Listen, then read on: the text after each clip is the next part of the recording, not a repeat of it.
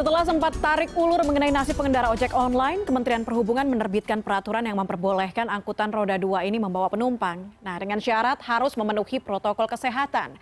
Meski disambut baik, sebagian pengendara ojek online merasa keberatan untuk memenuhi peraturan Menteri Perhubungan tersebut.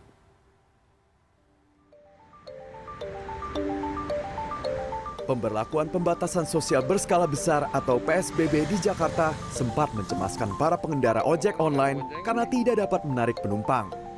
Hal ini sesuai aturan PSBB yang melarang mereka beroperasi. Untuk meluruskannya, Kementerian Perhubungan resmi menerbitkan aturan yang memperbolehkan pengendara ojek online mengangkut penumpang. Dalam Peraturan Menteri Perhubungan Nomor 18 Tahun 2020 ini, sepeda motor pribadi, ojek pangkalan, dan ojek online diperbolehkan mengangkut penumpang saat PSBB asalkan tetap mengikuti protokol kesehatan.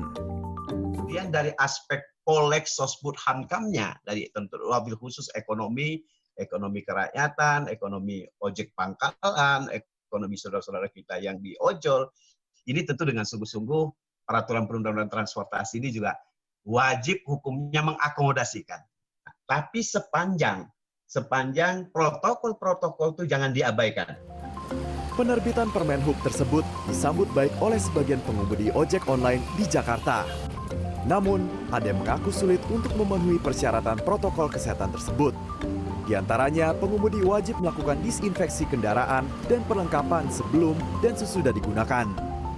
Selain itu, pengemudi wajib menggunakan masker dan sarung tangan.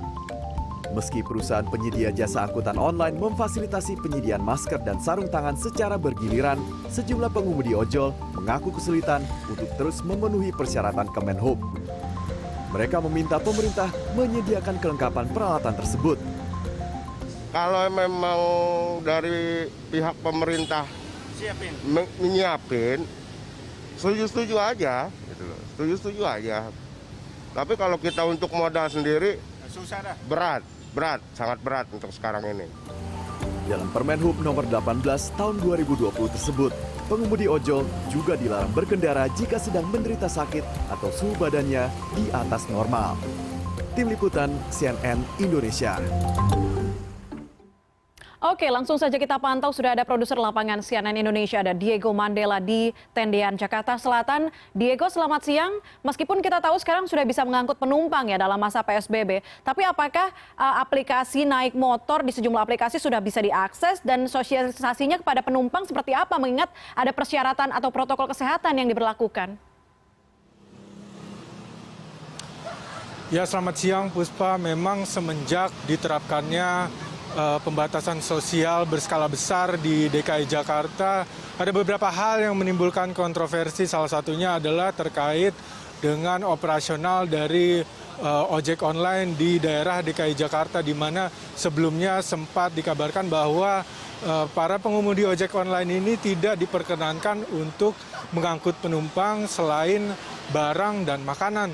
Tentunya ini kemudian menimbulkan kekhawatiran di kalangan para pengemudi ojek online karena mengangkut penumpang ini merupakan salah satu pemasukan utama bagi mereka, sehingga ini menimbulkan kekhawatiran dan akhirnya menjadi kontroversi di tengah masyarakat. Dan untuk membicarakan lebih lanjut terkait dengan dampak dari PSBB ini di daerah DKI Jakarta, saya sudah bersama dengan dua orang pengemudi ojek online, yaitu Bang Suratman dan juga Bang Jack. Bang Suratman dan Bang Jack, ini kan kemarin sempat dilarang para pengemudi ojek online ini mengangkut penumpang, tapi sekarang ternyata sudah diperbolehkan lagi oleh Kementerian Perhubungan. Sudah tahu belum Bang, dan apakah berpengaruh besar nggak sih Bang? Untuk sementara saya belum tahu ya, belum ada instruksi dari pihak Gojek. Untuk pendapatan yang justru pengaruhnya luar biasa buat kita semua, para driver Gojek khususnya. Kalau Bang Jack sendiri bagaimana Bang? Informasi sih itu sudah tahu, ada perbedaan antara Kemenhub dengan Kemenkes. Kemenkes nggak boleh, Kemenhub boleh. Kita dari aplikator juga belum ada informasi, karena kalau di notif yang diberikan oleh aplikator itu belum boleh, nggak tahu kalau sekarang. Artinya di aplikasi ini masih belum bisa tersedia untuk penumpang begitu ya Pak? Ya, untuk di Jakarta belum bisa. Tadi notif pagi belum bisa. Bang Suratman? Untuk di Bekasi, GoRed masih bisa, tapi untuk masuk ke Jakarta belum bisa. Dan ini kan berarti dengan tidak diperbolehkannya mengambil penumpang harus mengambil yang lain begitu Pak. Sejauh ini Bapak lebih banyak mengambil apa Pak? Semuanya kita ambil 50-50, penumpang kita ambil, barang delivery kita ambil, juga GoFood juga kita ambil. Jadi kita nggak pilih-pilih, kalau kondisi seperti ini mau nggak mau harus kita ambil. Kalau cuma nganterin GoFood doang ya agak berat juga. Saya nganter paket aja sama food aja, dapatnya itu aja untuk sehari-hari. Kan kalau diperbolehkan untuk mengambil penumpang kan ada protokol kesehatan yang harus diaplikasikan tuh. Kalau Bang Jack sama Bang Suratman sendiri sudah tahu belum? Ini merasa memberatkan nggak sih protokol kesehatan ini? Ya intinya sih, ya kita dengan adanya protokol kesehatan kita ya pasti ngikutin lah. Kita dengan pakai masker, dengan pakai hand sanitizer, berarti kan juga, karena penumpang juga jarak dengan penumpang juga kita nggak pasti ada jarak, nggak sampai kita berdekatan seperti kayak biasanya gitu. Pasti ada sekat di antara driver dengan penumpang, pasti ada lah. Sama, ya paling sarung tangan, masker harus siap pakai terus gitu aja.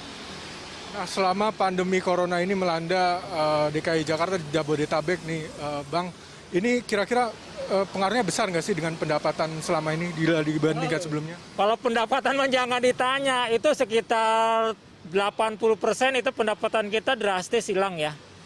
Drastis hilang. Walaupun ada pengiriman food maupun itu kan sekarang driver mainnya ke situ semua kan, berarti pembagiannya juga. Ya terus pinter-pinteran kita aja untuk mencari lokasi-lokasi yang memang spot-spot untuk itu. Ya tapi memang jelas secara output penghasilan itu 80% hilang. Ya demikian Puspa perbincangan saya dengan dua orang pengemudi ojek online dari dua perusahaan yang berbeda. Ternyata memang pendapatan mereka berkurang sangat signifikan dengan dilandanya wabah COVID-19 di wilayah Jabodetabek ini, yang biasanya mereka mendapatkan pendapatan yang cukup signifikan di hari-hari biasa, tapi karena kegiatan masyarakat yang berkurang ternyata membuat mereka berkurang juga pendapatannya. Puspa. Oke baik, terima kasih produser lapangan CNN Indonesia Diego Mandela dari